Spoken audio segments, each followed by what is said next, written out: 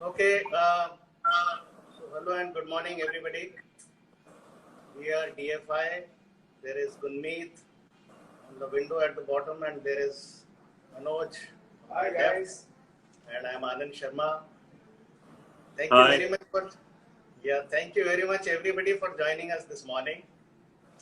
And if I was to take a calculated guess, there are some of you who are in some way or the other connected with us. There are some of you who are interested in who we are and what we do. And I'm sure there is substantially a large chunk which has nothing better to do on a Wednesday morning, so they are joined in, but that's okay. Thank you all anyways. Yeah? Go on. Yeah, thank you everybody.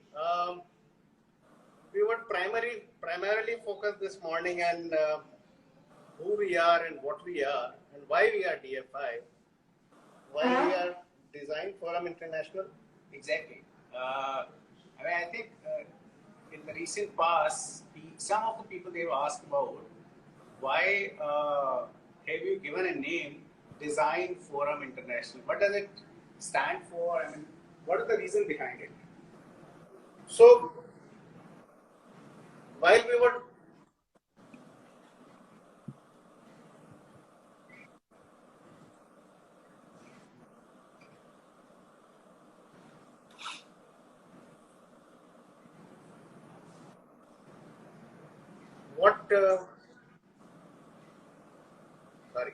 what we would like to do is tell us about why we are DFI, what being a forum of design means to us. We'd like to dwell a little bit on what happened right in the beginning of our practices, wherein we called it a people first company, and we've continued to stay like that, keeping people at the center of who we are, what we do, and who we work for. And while we take you through this journey, take you through who we are and what we do, you are feel free to ask questions. We'll not necessarily answer all of those, but we try to answer as many as we can. See, it is a forum. It is not a company which is owned by some people, but it's a forum, it's a platform, it's an environment where people come, they perform, and they grow together with us. So it's not a company typically which is owned by someone and there are people, you work for them. Basically, it's a platform. The reason why we wanted to create a forum was this only, that it is people. And nation building, a nation is what people. It is when people are there, they are growing. It's not buildings. It's not just you create some structures and buildings and you are building a nation. But it is you are building people. Your nation is nothing but people to begin with and to end with. So it was people who are associated with design, forum of those people at an international platform was the reason why we called this as Design Forum International. So some people ask us that when you formed Design Forum International, were you actually international at that point in time? And I would tell them that while we were not international, the aspirations were certainly international. And we have gone international in the past some years. Thanks a lot. And I think I turn the mic over to Gunmeet, who is probably itching to say something, but waiting for the right cue. So there. I think both Anand and Anuj have set the pitch very beautifully. We are a democratic country, and when we talk about an architectural firm contributing to nation building, it's very important to get to know what is the thought process. And I think through today's conversation, in a very light-hearted manner, we would like to share with you and focus on some aspects of nation building through architecture that are very dear to us. Now, it is said that buildings of an era are like mirrors of the civilization. You know, it's almost like architects of that era had sent a coded message to their buildings. So it's not surprising that when you look at buildings in India from the older times, temples really stand out. And that tells us about how we've been a spiritually inclined nation, as opposed to many civilizations that have larger mausoleums and palaces to offer. And that tells us about how feudal those societies were. Our temples tell us about the richness of our arts, our craftsmanship. And, you know, it's so fascinating to see that even flowers and animals find presence in our temples, which is to say that our ancestors lived very closely with nature and revered all the elements of nature. So, in the modern context, I think our architecture too, and as architects, we feel responsible to carry forward the values that we would like to see in our buildings and which would shape the national consciousness as we feel it should. So there are many issues which are dear to us. There is sustainability, the use of modern day technology in our designs. Then there is contextuality and how our buildings actually help in creating a pride in what is Indian, and in the process also contribute to Indian crafts, Indian industry, and buildings that people can relate to and that people can actually enjoy using. So the first topic, since Anuj and Anand have already struck this, is we feel that ours is a democratic practice that wherein a democratically led studio produces democratic architecture.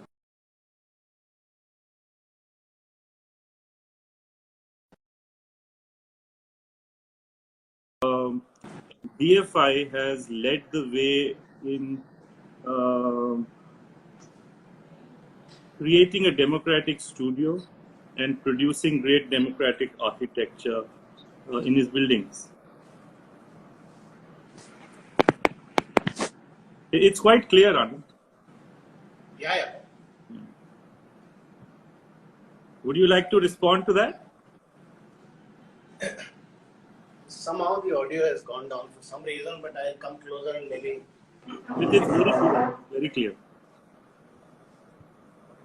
So while they figure out the audio, I'd like to share my thoughts on this. And I feel that democratic architecture plays out at three levels, starting, of course, from the studio. Each of us directors makes sure that when we conduct our design studios internally, it's not just a sketch that you just send to the studio and then they're expected to work on it. We make sure that we have design work sessions where right from the intern, and ours is an office which is really, really rich on interns. At any given time, we have 25 to 30 interns working with us. To the team head, to the project head, all of us come together and sort of let the design evolve out of the shared values that the company wishes to profess. So we have a learning center in the firm where everybody has the opportunity to listen to eminent speakers. But for some reason I can't hear Gunmeet speak so loudly. So maybe Gunmeet. You can't hear me speak? I can hear you. I can see you speak, but Could hear the girl's voice. yeah. Okay. So the second level where it plays out, can you hear me now? I'm a little louder, or is it still unclear? You will need to be a little louder. I can barely hear you. Okay. Thank you, that architect guy. We can hear this all people quite clearly, except. Okay, the message says audio is clear on both sides. I think it's a signaling issue between us. So I felt that in addition to the design studio where everybody has a voice, even the sites, it's very important that when we go to sites, we are able to sit with the stonemason, and something as simple as having tea with the stonemason. You know, they bring you these little cups of tea, which are like tequila Thank you, cups of Pallavi. tea, Thank and you have it with them. You sit with them on their benches, and you. Yeah. that is how you find you build a sense of belonging with the person who's actually delivering those buildings. And out of that love and out of that bond, the kind of craftsmanship that emerges is really, really fascinating. The third aspect of democratic architecture and how it plays out is ultimately the user. You know, gone are the days where architects were only supposed to design for the rich and famous and the wealthy who can afford to pay a fee. I think there is a technical issue somewhere. People can hear us loud and clear. You tried raising the speaker audio on Gunmeet's part on our iPad to the max. We were hearing everybody so loud and clear, but Gunmeet, something has happened with the audio between us. Okay. Gunmeet, can you hear us clearly? I can hear you clearly, and the messaging is also saying that they can hear us clearly on both sides. I think it might be to do with the Smriti, speaker. Yeah. are you on the this FaceTime? Eh? I mean, you are speaking right now. This Instagram live only. So I think you switch off the Zoom. Please switch off the Zoom, because before It you says made the FaceTime it's call, audible. everything else was clear.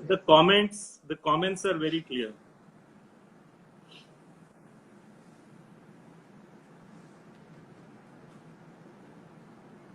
So, how we can actually take design to Perfect. people who can't Perfect. possibly pay for us individually. And here I'd like to talk about some of our projects like the Skywalk that we've recently done in Delhi. As a city, Delhi loses about 400 pedestrians every year to some kind Yeah, of yeah, for sure. traffic injury. So once we actually finished building the Skywalk, our whole team spent 2 days there to see what is the user profile. And it was so fulfilling to see that 60% of the user profile is actually immigrant workers who feel insecure because they don't know how to dodge the traffic on the scary roads of Delhi.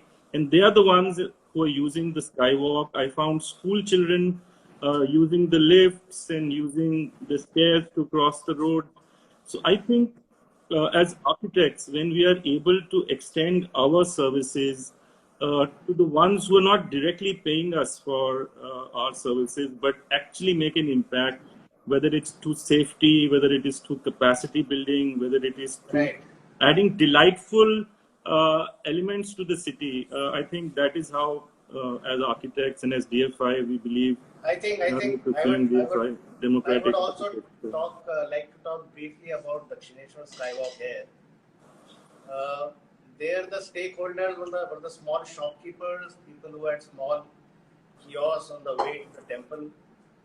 So the stakeholder is the shopkeeper who has been practicing his livelihood there for a while, and the devotee, the person who's going to visit the Dakshineshwar Kali temple. And when we brought in the design intervention that we finally did, there was a lot of discontent. Understandably, people's livelihood were getting disrupted for a while, at least for the period that the construction was supposed to go on. And there was this large forum of people who went to the mayor of Kolkata, and who also happens to be a very, very leading advocate. And they wanted him to intervene on their behalf. And it went to the courts. And when the matter came up for hearing, it came up that the advocate, the mayor, was asked by the judges, the honorable judges, "Sir, have you seen the design?" And that is when we were asked to submit a complete copy of design to the advocate. And would you believe it? On the next hearing, Mr. Advocate came back and said that for something as fundamentally radical to this place, something as relevant and as pertinent to the solutions that they need is being put, I withdraw myself from the case, and that is after that the construction went on in full scheme. And I think in the West Bengal where the Dakshineshwar temple is there, I remember when we were in KGP that time. yeah, Once we went there and it was during maybe some Durga Puja, I don't know which puja was there that time, but it was packed like anything. yeah, And there was no place to move, it was very disorganized. Right. So I think what you have conceptualized is putting some order in there without disrupting their life. So beautifully, which you relocated. yeah, I initially when you started designing and sketching those things, Right. I was little worried about that whether you are disrupting that existing ecosystem there. People they enjoy very smaller things. In Bengal, they are A very cup of tea. informal cup of tea, chai, or masti, pura sutta, pura jhalpuri, everything they enjoy being part of that. But when you started designing, and I was more worried that urbanized people, architects, or people who are going for a nation building, they get themselves disconnected from the roots, from the existing, the existing fabric of people how they are living. That's what when Gurmeet said democratic architecture. Democratic architecture means you understand the fabric which is existing there. You take inspirations from that fabric, and I really appreciate your designs. What is there right now, people really enjoy. I mean, small shopkeeper, a small rickshaw wala, a taxi driver, a high-profile guy, everybody. I think the maximum satisfaction that an architect gets is when the user takes pride in what you've done. Apart from the fee, what architect gets. No, let's not talk about fee here. that's the sore point. And anyways, so I think we do survive to I think practice. the other topic which really means a lot to us as a firm is contextual architecture. In this era of globalization, most of us find that somewhere our connection with our roots has been eroded. And it is extremely important because architects are the real catalysts of providing patronage to local craftsmanship, to local artisans, using locally available materials which are possibly better suited to the climate. So I think another good conversation can happen around how we feel contextuality in architecture. And it plays out at various levels. It plays out at the level of people connecting with those buildings. It plays out at the level of building national pride and character. It plays out at the level of supporting your own economies and creating jobs for local people as opposed to importing everything from countries abroad. So I think we can also share our thoughts on how we feel our architecture has helped. We could start with Guwahati, perhaps. Anand, you could share how something as grand as the Guwahati International Airport, which is going to be the face of the Northeast, as it were, to anybody who is going to be entering the Northeast. And how important was it to you to showcase and make sure it's an appropriate symbol of a modern Northeast that can deploy technology, be abreast with all the contemporary offerings, and yet offer a little slice of Northeast? There is one question. The question is, do you think of architecture as an experience, or do you have a different perspective on this? Yeah, so I think the architect guy, thank you very much. And yes, I would tell you about the Guwahati airport, not the Guwahati airport. Pardon my pulling a little one on you, but that's okay. Thank you very much. So, in fact, what Gurmeet has asked about what we felt about designing Guwahati Airport is what your question so beautifully ties in into. Well, when we are designing a building which is quite like a gateway to a particular region, there are two perspectives that we have to look at. So an airport means different things to different people, right? So for people who are coming into that city, that region through that airport, they want to see what that region is all about, right? Before getting into the city, before getting into the region, before getting into that place, an airport can be a little doorway, like a portal, like a backdrop, or more like a trailer to what lies beyond. So in that way, an airport means a very different thing to a person who's coming into that city. But say I am from Guwahati, and I have seen everything that Guwahati has, or Northeast has for that matter. So what I am looking for to be there in an airport is what lies beyond. So perspective is all that matters. For people coming in from without, what lies within, and for people going away. So airport is different things to different people. For people who live in Guwahati, it is their connection to prosperity, connection to better lives, connection to better careers, connection to exposure and being connected to the whole world in general.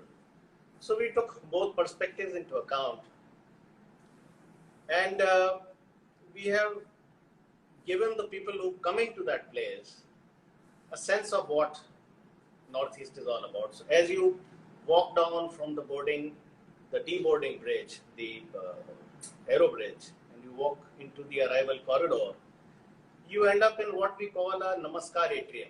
Now, all of us, at least in this part of the country, Namaskar is welcome. And this is also the best thing to do in these times, so all the more relevant. So we come into what we call a Namaskar atrium, and as you are escalating down from that Namaskar atrium, you have a wall which is like a design, an art wall in an elliptical atrium, and we have actually catered so that people see what is the local art. And as you're escalating down, you see a small green thing at the one corner, and you keep wondering as to, there is some kind of a green over there. Can I be a part of it? And before you realize it, there's a hole in the wall, and as you walk through that door, you are into what we are calling an indoor forest. So there are, and Northeast is not much if we don't talk about forests. So we have talked about experiential, we have talked about how forests are intrinsic to that, and then so on and so forth. For instance, there are so many other things. I think the Ikebana would interest them. Yeah, so origami was part of the design intent, the design philosophy, as well as the way the entire architecture of that airport. If you see the roof, it is essentially a large paper piece unfolded and made out into the form that it has come out to be. So there is origami in everything that we have done. One of our biggest inspirations for that thing was what we are calling an Icarus. And for the uninitiated, Icarus was the mythical figure who put wings of a large bird with bats on his shoulders, and he jumped off a cliff, soaring into horizon. I don't know what happened to that guy, but he's definitely the inspiration for anybody who aspires to fly. One gentleman is saying, what is this? Adri Jana. Sir, share about the works and experience of you have done. This is what we have done. Yeah, and one guy is asking about Amritsar Railway Station Development Project. Yes, Gunveer, why don't you tell us about Amritsar? So, when we got the opportunity to design Amritsar, I thought it was a God-sent opportunity. Here is a city that is really lost its commercial significance. It used to be a trading hub many years.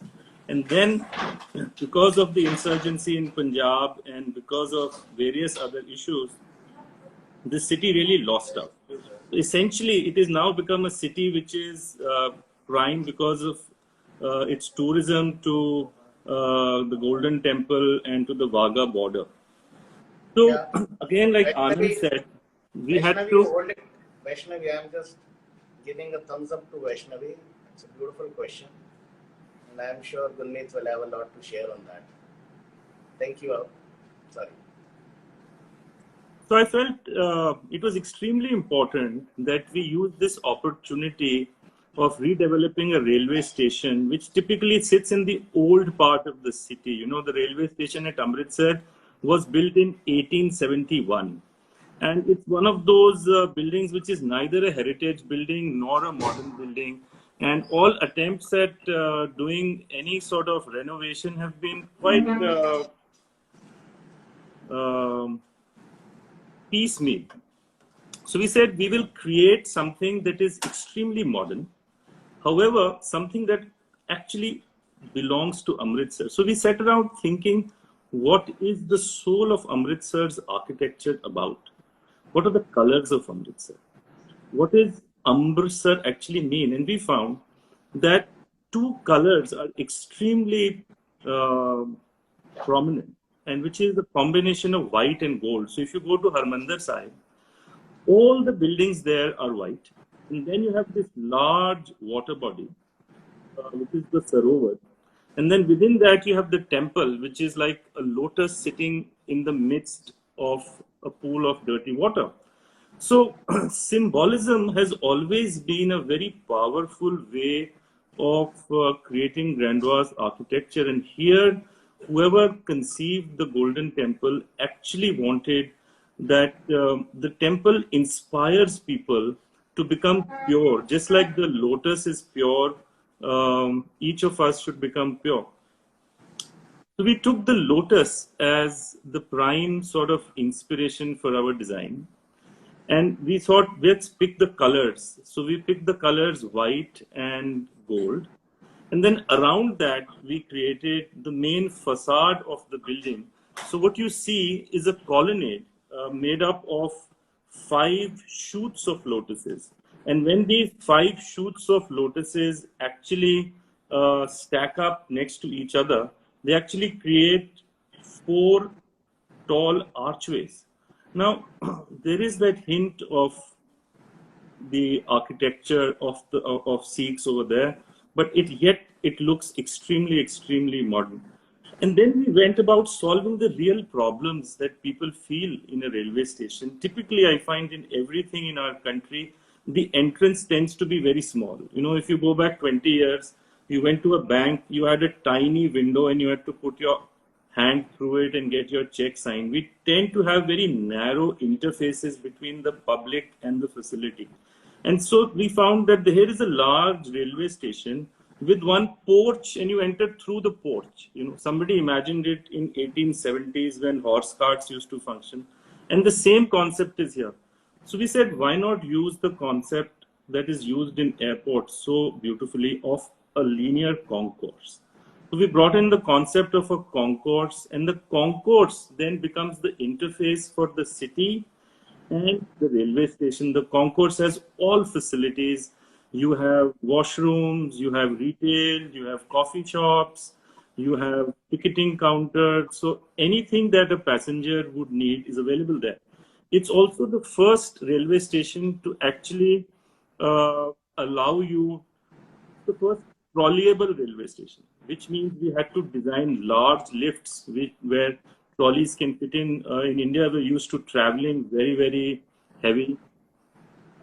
We brought in travelators because in a railway station, you have to cross from one platform to another. So eventually you go up and then you go to your platform and come down. We thought you can't possibly expect 5,000 people every hour to be fitted into lifts.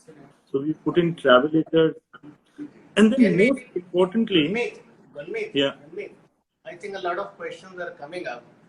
Maybe we can start responding to But one this Anjali has asked question, do you think architecture can influence mental health? Of course, Yes. Of course, very much. It's a question which actually many of the people, they are unaware that how a form or how a space can influence mental health. And because we are in a quarantine, so many people don't enjoy staying at home. So can architecture or design be a reason? Uh, Actually, or whatever is the name, yeah, human being is not designed by nature to live 200 feet above the ground level. We're not like birds. We are designed to live close to earth, close to nature. Feet on the ground. Feet on the ground, yes. We have to be connected with the nature. But in this scenario, you imagine we are living in condominiums, we are living in high rise. On the tall building, somewhere on the 20th floor, we are there. And imagine a poor lady. I had a friend whose mother was here to visit his son.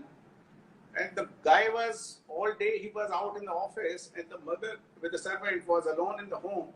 And what was the connect with the nature is a small balcony. She would come outside in the balcony, look down. It was scary for her. She felt that she's trapped. What you are facing right now, that you are confined in your apartments, you are confined in your homes, you cannot go out. That was the situation of that lady. So what I feel that, we are compelled because of our constraints, the scarcity of land, the scarcity of developed land, we are compelled to live in small boxes stacked one upon another. That affects your mental health. See, the solution for this, if we talk about, we really cannot have the luxury to live in villas in these days. What could be the other solution is you bring a little nature into your apartments. I was going to say that. What you need is an indoor Yes. living and outdoor living, right? Yeah. What we are doing, we are making good Italian marble in our toilets, luxury furniture and finishes inside. But what is the outdoor living? We are disconnected from that outdoor living. Why not? When you make an apartment, you make apartment which has an outdoor area and an indoor area, giving a little focus on that outdoor also. I think what this epidemic has done to all of us is to force us to think within. Home as a holistic living area. Yes, and more disconnected we are with the elements, more disoriented we are going to be for all our lives. And I would take that thing a little further and not restrict it to just homes. It is workplaces, it is places that we go out to have fun, leisure, work. I think with the skies being as clear as they are, waters being as clear as they are, in some parts of the world we are hearing that animals are reclaiming this earth. Yeah. I haven't seen such a blue sky on my Delhi horizon for so long, for probably not even the last 25 years. So I think architecture wherein feet on the ground stays and the connect with the world at large, the nature at large, is ensured should be the way to go. I think what we have learned, Anand, can you suggest that you and me, all of us, we were locked down in our homes for almost about a month, little more than a month. How the architecture after this, we feel, should be designed in a way which makes it like a complete home, or what will be the difference in our approach? When we are designing a house, what we used to design, bedroom, storages, and living areas.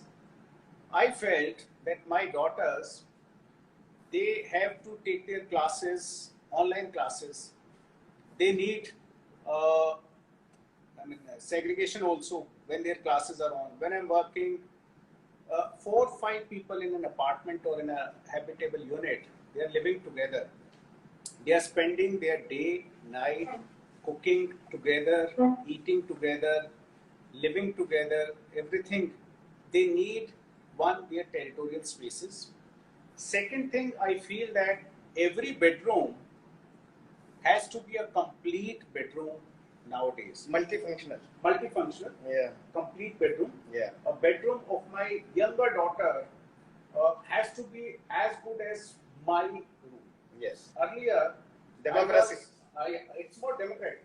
Yeah. You know, whenever we were making 3-bedroom units or a 4-bedroom apartments, tendency was one master bedroom is luxurious, and tendency was the 4th bedroom or a 3rd bedroom has a small balcony, maybe a little balcony and a half window, because of the layout, whatever is coming. But I think now it's required that all the bedrooms will have ample connect with nature. Nature does not really mean that, because you cannot have luxury of bringing the lawns inside your bedrooms or inside your home, but at least view of the sky, view of the nature around you should be complete without cut. Windows is, in today's scenario, is our connect with the outside world. We are confined in our apartments, we are confined in our homes. How we are connected is visually. I mean, when Modi ji has said that you come at 5 o'clock or 9 o'clock and light the candles and all, we were in our balconies, we were connected with our neighbors through that visual connection. So that visual connection, even if bedroom is small, but let's say in a smaller bedroom also, if you have a large window, you have a corner window and you can view panoramically outside the sky, that enhances enhances the perception of the space. Second, what she was talking about, the mental health. I think the 5 basic elements of nature which our Hindu mythology has said, Jal, Prithvi, Vayu, Agni, Akash,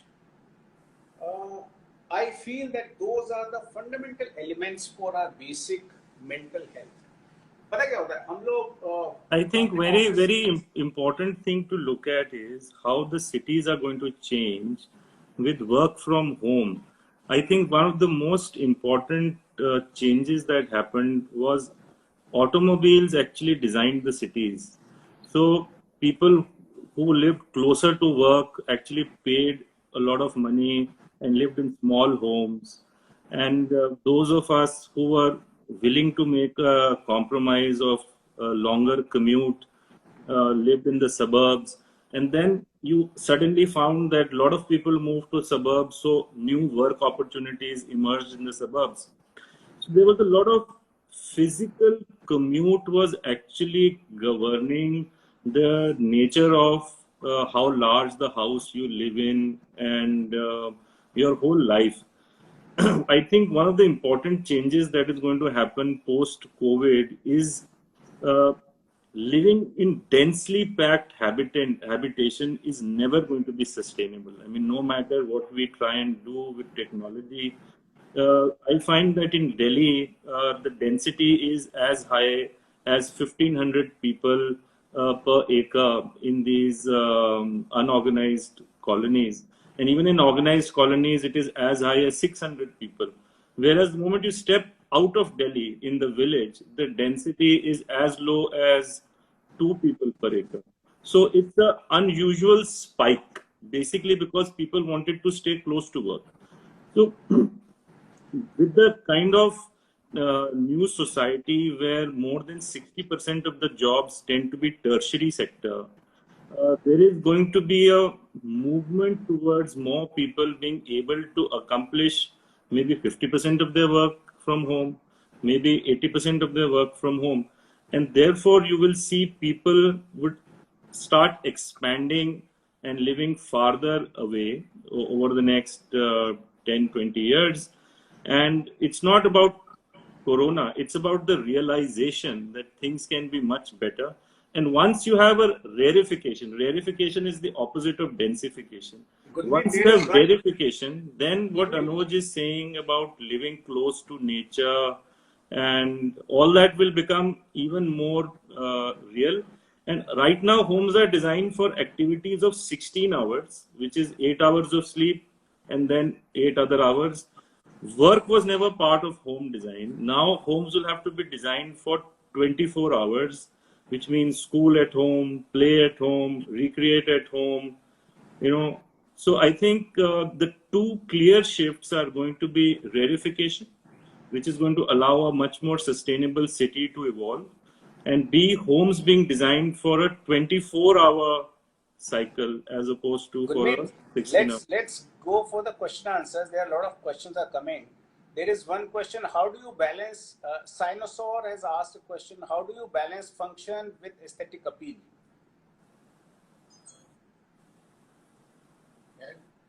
That's the question. Now, Sinosaur, as architect, we have always been talking about form follows function, function follows form, where what happens. It depends. It is demand of the project. It is demand of the exercise. Let's say if you are making an affordable housing, as we've been working from the spectrum ranging from affordable housing to the luxurious housing to the public buildings, institutions, right from school to the large universities, railway stations, airports. So, all the projects, they have their different demands.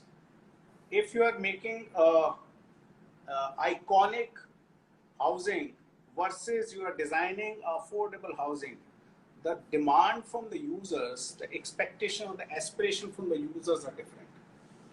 So, aesthetics is fundamental part of architecture. You cannot really ignore, even if you are making something which is very, very functional. If we are making affordable homes, what people have been doing in making affordable homes, what is requirement is the efficiency of a space, because you have to make very, very tiny, very small apartments. Now, in the small apartments, functionality plays a vital role. A position of a door, let's say a door opens in one corner and in the bedroom, and the toilet's door is opening opposite corner diagonally. You will have to cross all that. You cannot put your furniture there. Places of every small item in an affordable home is very, very tight efficiency. But being very efficient, what people have been doing, they are ignoring the aesthetic part of the community living for affordable. What they are compromising is landscape. They are not doing at all. Why? Because it's cheap. They are making facade like DDA kind of buildings. Why? Home, even if you portray something very, very cheap, people will not buy it. But you add a little spice to it, you add a little ginger to it, people will appreciate it, people will buy it. तड़का चाहिए, तो वो तड़के के लिए aesthetics थोड़ा सा चाहिए. A house, home, anything is a pride to a person. Maybe a person is having a very small pocket, cannot spend lavishly on buying a home, but that does not mean that he should be deprived of dreaming of those things. A dream, a lady, because the husband or the boyfriend is not very rich to buy a luxurious home, does not mean that she will not be doing a puja there, does not mean that she will not be throwing a little party of people. Even in affordable homes also. Affordable does not mean that it has to be cheap. It is just the type. It is, if you see in Singapore homes, Japanese homes, very stylish, very elegantly done, yet functional and aesthetical. So, I think beauty is God's gift to our sensibilities to judge what is right and wrong. If it's not beautiful, it's not right. If you look at poetry and prose, who would want to read a dictionary, for example? But there are others who would stitch words to communicate through prose. And even prose is very beautiful. It does the job. It can be created in a very arty manner. But clearly, right at the top of any literary effort is poetry. So, who is to say what is right? But you have to make a choice. Certainly, your architecture has to be functional. But if it is not poetic, then it is not reaching anywhere. Let me So, Vivek, thank you very much. Let me read this question. Guys, don't you think going forward we need to make functional modular buildings, leaving aside our obsession with the aesthetics? Mind this word, obsession with aesthetics. Something akin to the brute modernism post World War. No, I don't disagree with what he's saying, but I have a slightly different take on what this is all going to lead to. We're not going to stop. It's a pause. It's not an exit, right? And furthermore, you architects, you are an architect, so you will know. We don't think in boxes. We aren't making an omelette with egg in one basket and masala in other basket and water in the third basket. As an architect, you are juggling so many things together at every point in time. So aesthetics is what you would not what you would add post. Aesthetics is what becomes part and parcel of what you do. So form is beautiful. A roti is beautiful. A sari well tied is beautiful. A lady getting out of the bed in the morning does take care to sort out her hair, look at the bindi, look at the clothes, unfurl the clothes that she's putting on, and essentially make herself presentable. So I think it's not possible to think of beauty as a different process and creating a form as a different process. It's all together. It's all together, and I don't think that is going to change. When you're talking about modularism, you are creating modules. Module does not mean that you create modules of ugly things. A Mercedes car is designed beautifully. It is module. You manufacture it. Modular means manufacturing of something. Now, manufacturing of a flaw is also modular. Manufacturing of aesthetics is also modular. You don't need to dissociate yourself from the aesthetics and then do the modular construction. Your offices, open offices, what is it? It's modular. Yeah. Too many modules without any borders. Crafted. It is every module you attach, you get a larger module. But you are not disconnecting yourself from aesthetics. I think beautiful things, if you see the aesthetics, in modern offices it's there. So Vivek, do not use that obsession with the aesthetics. My trousers, my shirt. The fundamental function of my clothing is to cover my body. Does that mean that I should wear something which is very unaesthetic? Pajama pehen lo? No. The function has to be performed, but the story does not end at the function. You go a little beyond, stretch yourself beyond. You don't have to compromise on the function or the modularity. You can satisfy all that. You have to eat food. Can you eat food just raw, without salt, without spice? You need that spice. You're not a little taste. It enhances your perception of that food or the body or the space or the architecture. You start enjoying it. What he's saying is, I don't mean ugly. I only mean trying to design for the facade beauty. No. I agree. I agree with what he's saying. You don't create a house and then cut paste some cosmetic stuff on top of it. That has definitely not been the right solution ever. But there are certain buildings. Let's say you are Guwahati Airport. Apart from the function, you wanted to create something which is iconic, which is catchy in the facade. Facade was part of the brief. No, we wanted to create an interesting form, a form which answered to the function the best way that it could. Aesthetics came as part of the process, right? We didn't set out to make a outstanding building. It just came out the way it has come out, right? So the approach was always holistic and should be holistic for all of us. See, when we design, we enjoy designing, sketching that without an element of that tadka, of that spice. Bekar, I cannot do that. He would rather die. I will die. मजा ही नहीं आएगा तो what is the fun? I mean, we're not working. Architects never work for money. Fees तो वैसे नहीं मिलती है. मजा तो ले लें, मजा उसमें भी अगर नहीं लेंगे, उसमें भी अगर कॉम्प्रोमाइज करेंगे, what's the fun? I think we have been enjoying right from our campus time. But when do certain architectural objects become an element of art? Like Gurmeet said earlier on, everything is beautiful. Tanya Mittal is asking very good questions. Very Earlier good. was also, there was a beautiful question, I missed it. And a well-set room is a piece of art. A well-made house is even more so. A well-made omelette is a piece of art. So I think You know, art is building is art. something which you carry back the memories of that thing. You had Tinku Special in IIT Kharagpur's Chedi stall.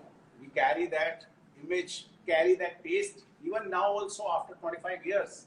You close your eyes and you're there. That's the art. Now you go to any beautiful sculpture, you see that, you come back. Eiffel Tower, you close your eyes, it's in front of you. You carry back that image. Something which is imprinted on your brain. But Eiffel Tower is Yes. actually a very good example of how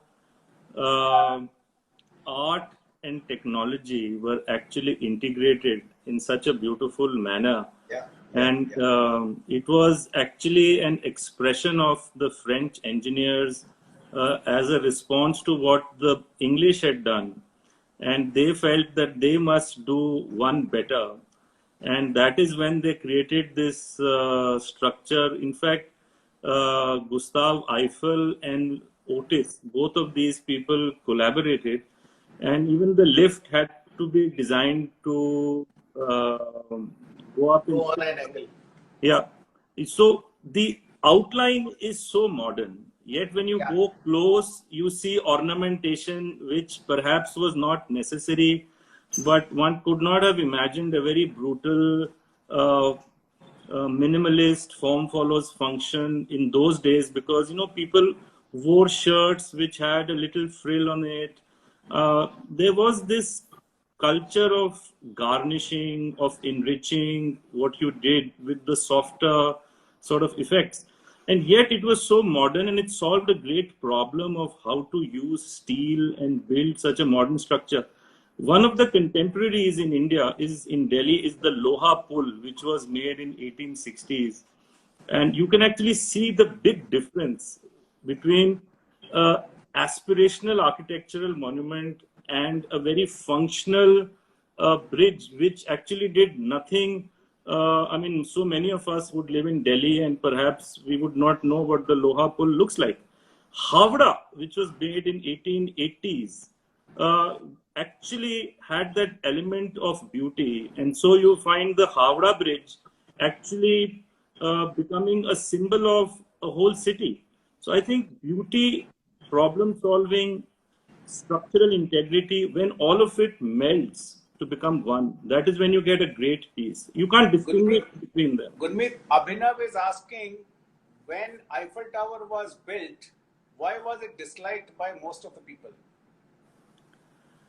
I honestly have no knowledge about people we disliking weren't the born Eiffel then. Tower when it was made.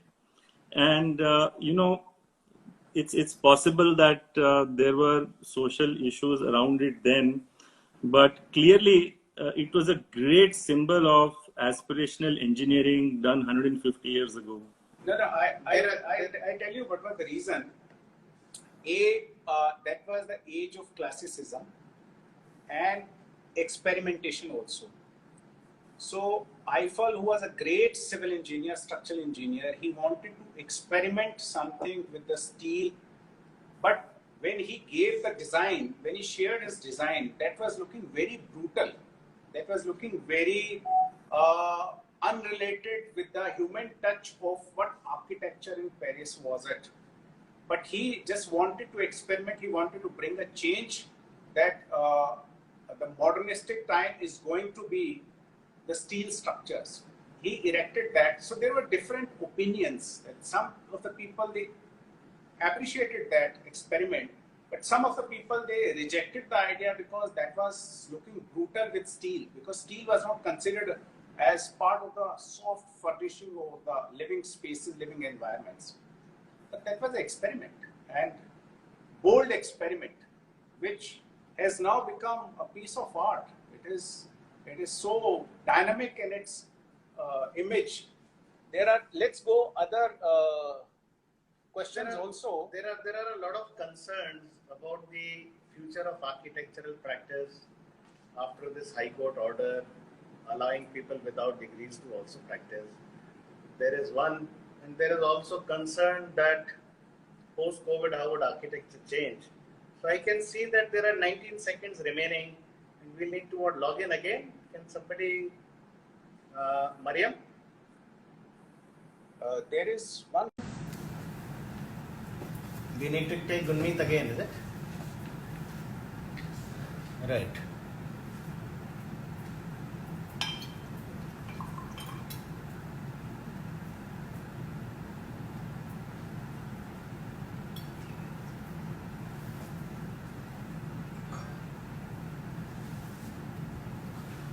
I think you need to tell Gunmeet to come online. Online hai? He has to come again. Okay. Thanks, guys, for joining back in.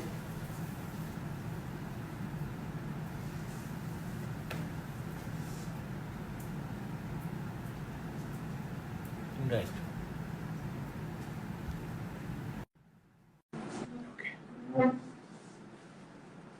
Hi, we are back. Like it. Okay.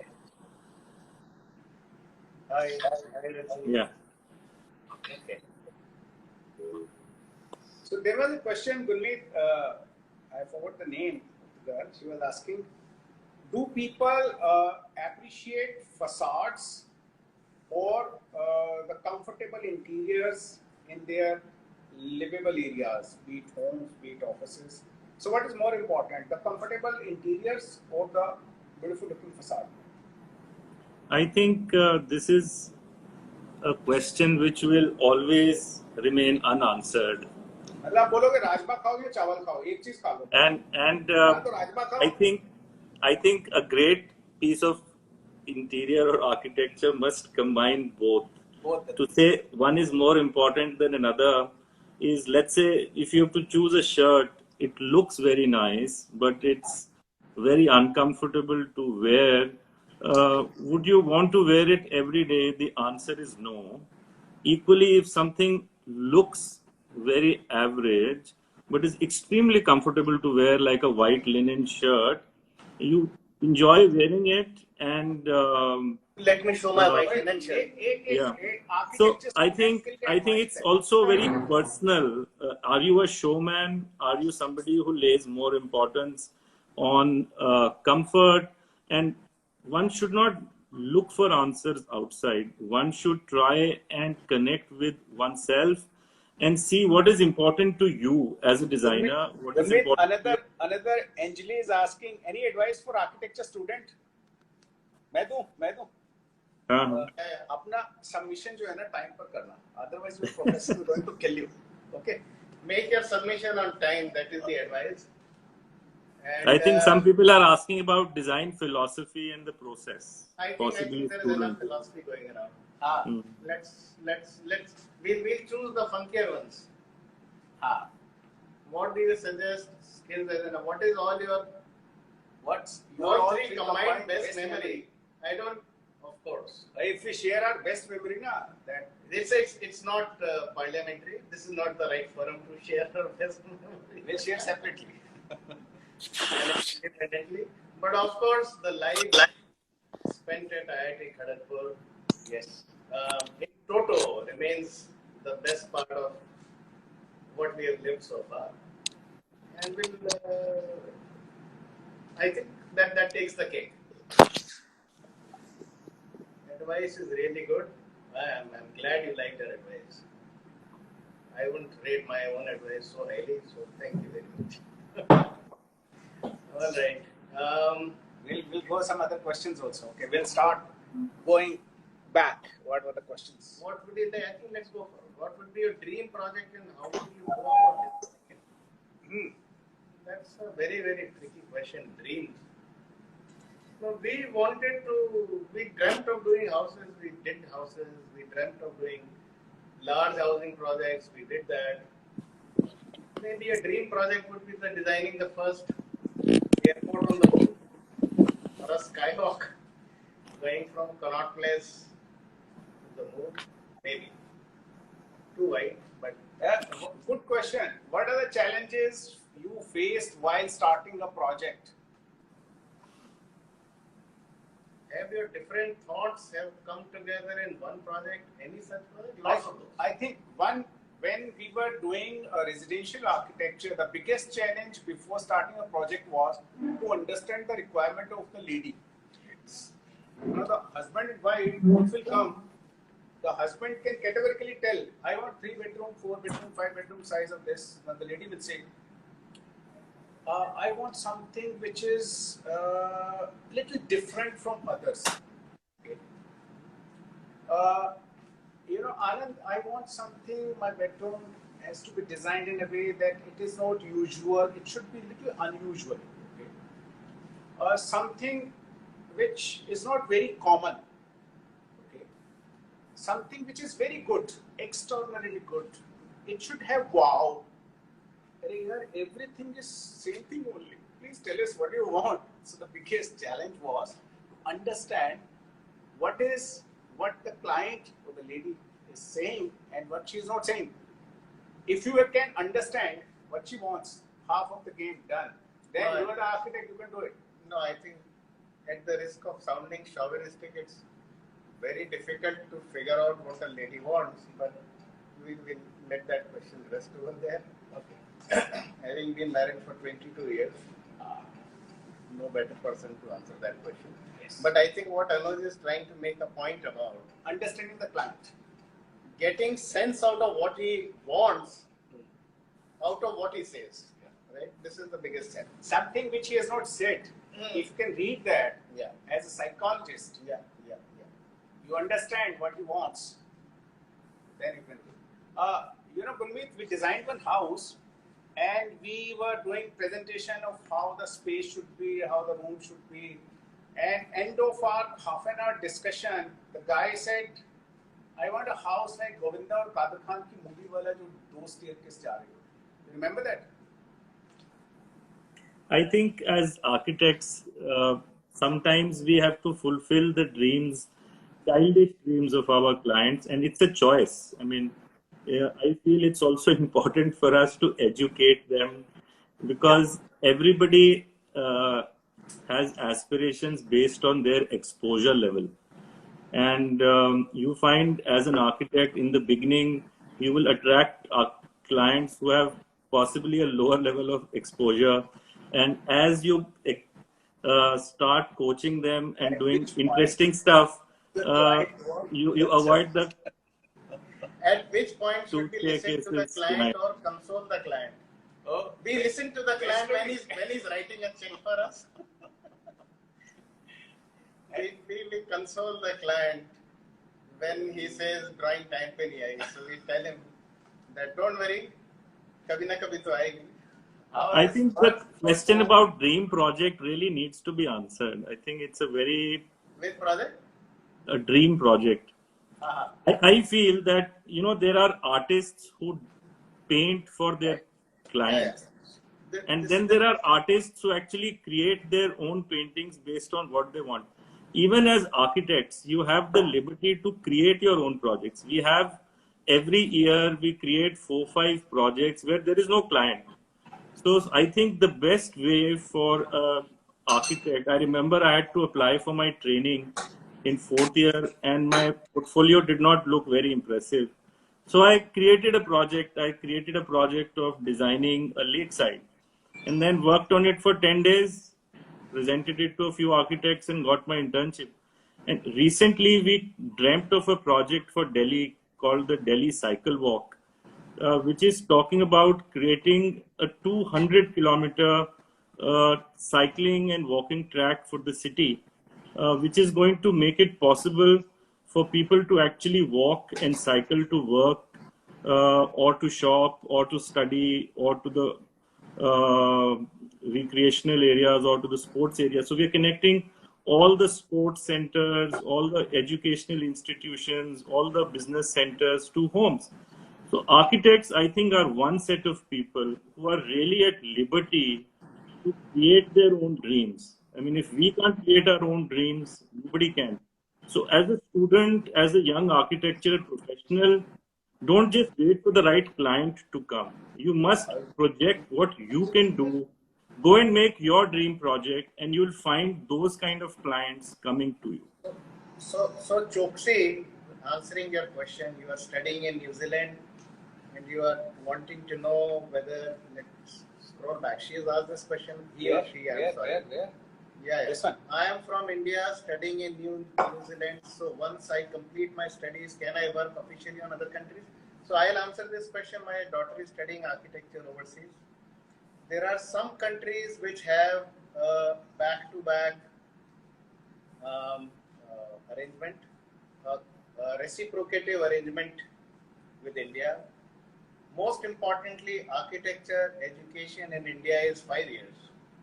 So wherever you are studying in the world, if your course at the undergrad level is 5 years and there is a reciprocal arrangement with the Indian government and that particular country and that particular university in that country, it will work.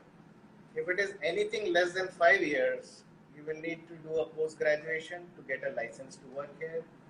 Even in the US, if you want a license to practice, you have to have either a 5-year degree, BArch, or you have to have a 4-year BS or BA architecture, and then you need to do post-graduation. In the UK also, this is RIBA 1, RIBA 2, RIBA 3. So yes, I hope I have answered your question. If you have more, please write directly on Instagram and we'll try and answer this in much more detail. Pooja, you are asking why the fan is switched on when nobody is there. Arey, my dog is there. Let's come to other question. Software, I think everybody. How do you deal, Vinayak Chauhan has asked, how do you deal with the criticism in architectural design? Like you would deal with all criticism in your life. Take it on the chin, learn some, deal with it. I think criticism finally makes the process so much better. If not for criticism, we'd probably not even come out of our comfort zones and look to do something which is out of the ordinary, out of the box. Criticism helps us stay focused, criticism helps us stay grounded. Criticism keeps telling us that there is so much that we have yet to learn, and there is so much that we have forgotten that what we had learned. So I guess criticism is very, very welcome. I think it's also about who is offering the criticism. So it's important that we table our designs at forums where meaningful people are able to offer criticism. This is Choksi, yes. No, you log on to our DFI website and send your queries there. We can figure that out. Sorry. Somebody is asking about work from home and current situation in DFI. Are you feeling comfortable?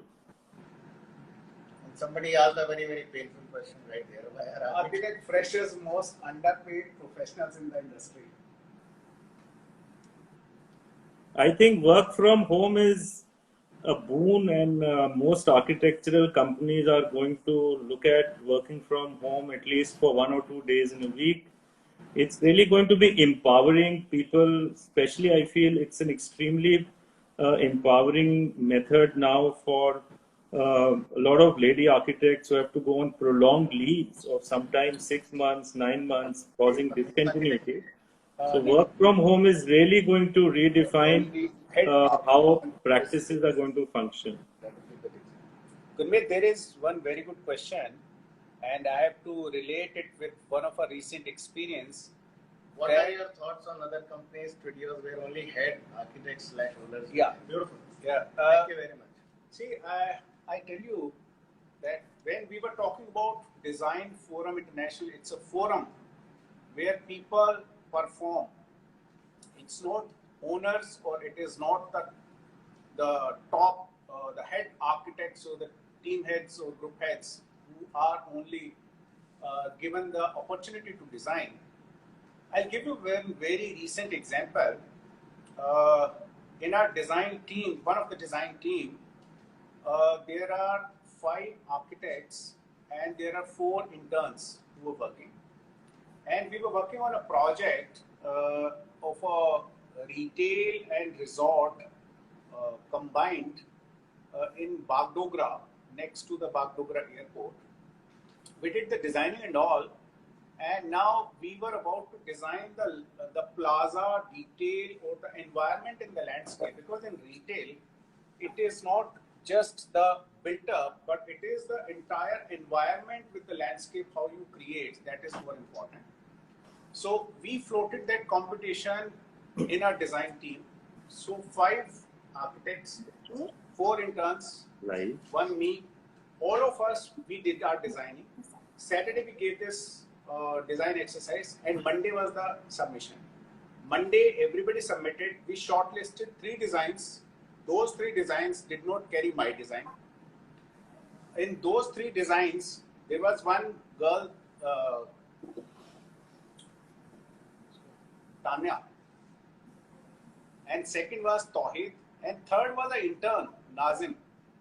Now, these 3 people, they were given 2 days time to finish their design and do the presentation to the client. And this happened last week on Zoom video calling only.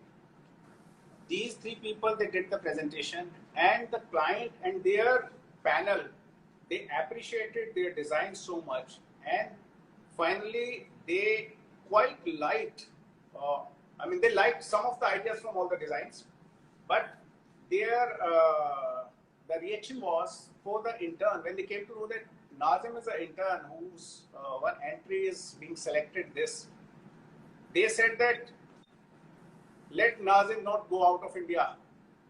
It will be a brain drain. Let him be here, work for DFI.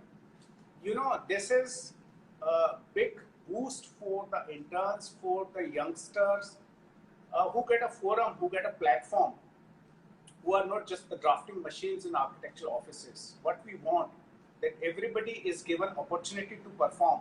If you have potential, come, perform here, and the sky is the limit for you there.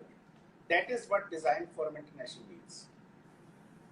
How much there is Pooja, so I am not sure, Pooja, if you are an architecture student or you are a young architect practicing already, you can clarify, maybe the question can be answered better.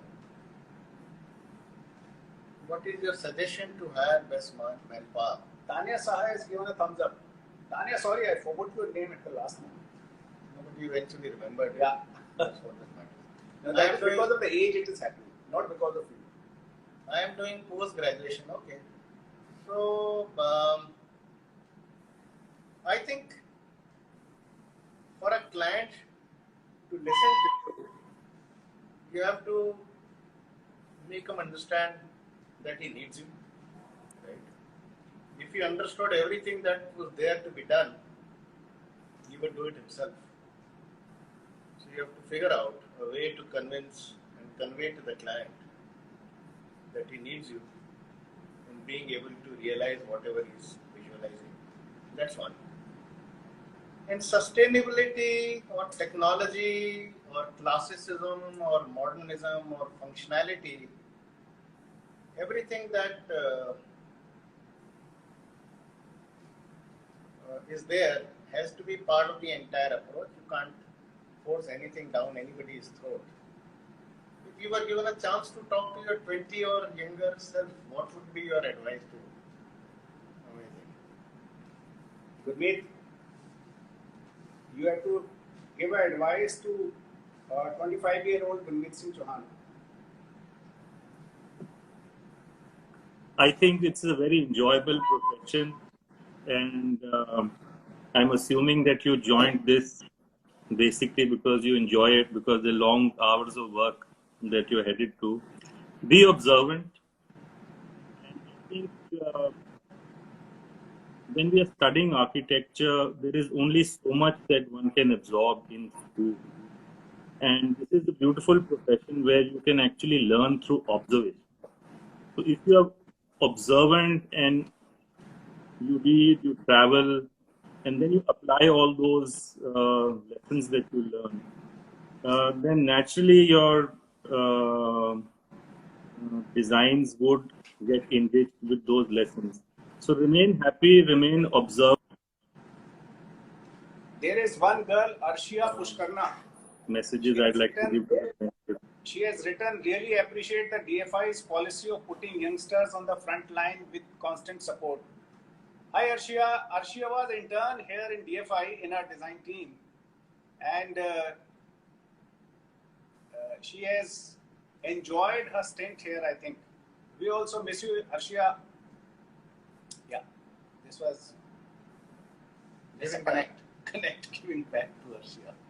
Let's go ahead. This is Ruchi's. Ruchi. Gurmeet, Ruchi is asking a question from you.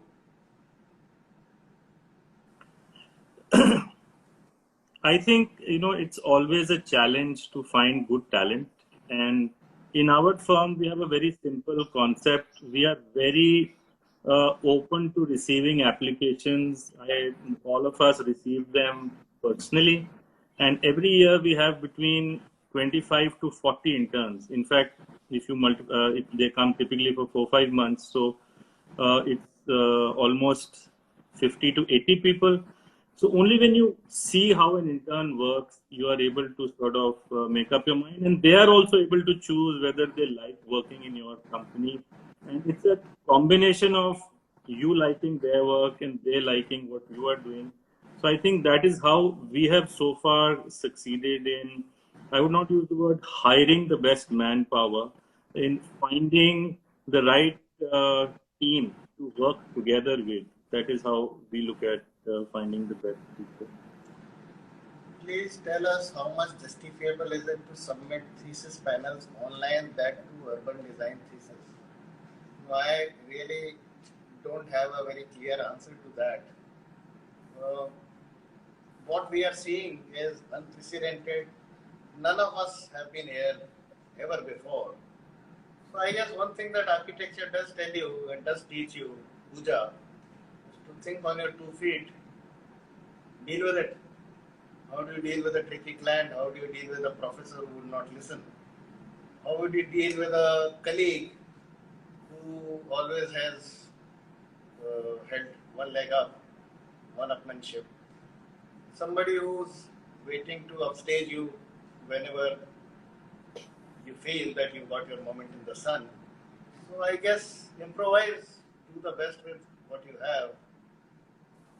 And there is one thing that I wanted to say beginning of this interaction, and I think I'm still going to say that enjoy this moment, cope with it, because there is no option but to cope. Better you cope, better you will come out of it. But there is one thing that I am 100% sure about, is that we'll all look back on these days, hopefully in not too distant a future, with nostalgia. We had time, we met. I think COVID is actually co-video. Everybody has to go video and adapt video presentations. And urban design can very easily be explained through interesting graphics, walkthroughs. I think that can be, COVID can only be solved with videos. Are there only architects working in such offices, or will there be structural engineers working with them while designing a project? Do you have any, what offices? Any architectural offices, Rahul is asking. Rahul, whether structural engineers are not working in our offices, but while designing, we make sure that we consult with our structural consultants that something of fanciful design or a huge cantilevers or a structurally complicated stuff which we are designing, that is feasible, that is practical or not. So the other thing is, this is now the age of collaboration. This is the age of straddling more than one speciality. So one of our structural engineers, for instance, Ajay Sani, he thinks so well as an architect. And B, fortunately coming from IIT, understands structures quite a bit. So I think it is not about box 1 and box 2. You have to be reasonably good as a structural engineer to be a reasonably good architect, and vice versa. So I think that answers your question well. Parametric architecture plays important role.